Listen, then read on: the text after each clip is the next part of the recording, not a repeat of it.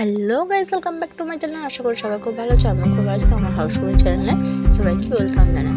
আজকে নিয়ে চলে এসেছি সিম্পল আলু পোস্ত। এইভাবে একবার আলু পোস্ত বানিয়ে খেয়ে দেখবেন এবং খুব সুন্দর লাগবে। তো চলুন শুরু করা যাক। প্রথমে গ্যাসের ওভেন অন করে দিয়েছি, তারপর কড়াই বসিয়ে কড়াই গরম করে তেল দিয়ে দিয়েছি।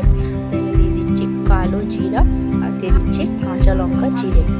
তো ফোড়নটা একটু ভালোভাবে হয়ে যাক, তারপরে কেটে রাখা আলুগুলো ওর মধ্যে একে দিয়ে কেটে ধুয়ে ভালোভাবে জলে রেখে দিয়েছিলাম। দেখো আজকে আলু পোস্ত বানাবো সরু সরু করে আলু কেটে।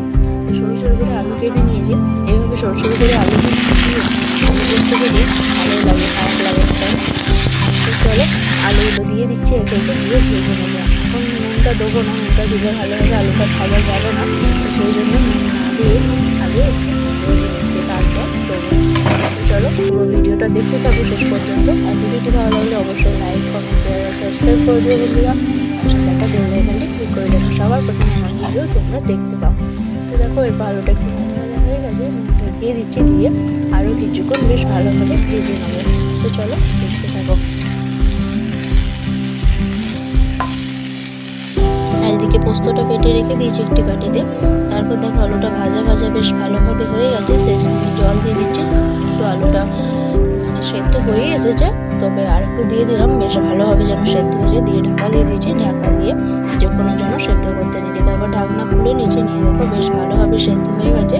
সেই সময় এই পোস্ত বাটাটার মধ্যে সামান্য পরিমাণ লঙ্কার গুঁড়ো দিয়েছি, লাল লঙ্কার গুঁড়ো দিয়ে বাটিটা ধুয়ে ওর মধ্যে মিশিয়ে দিচ্ছি।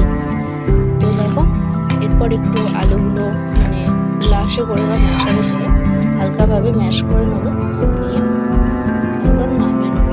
দেখো কত সুন্দর লাগছে না, ফুটছে একদম। তার শুধু কাঁচা লঙ্কা দিয়ে আর কালো জিরে দিয়ে এইভাবে একবার আলু পোস্ত বানিয়ে দেখে খেয়ে জানাবে যে কেমন লাগলো। তো আজকের মতো এইটুকুই। ভিডিওটি ভালো লাগলে আবারও বলছি অবশ্যই লাইক, কমেন্ট, শেয়ার, সাবস্ক্রাইব করে দিও বন্ধুরা।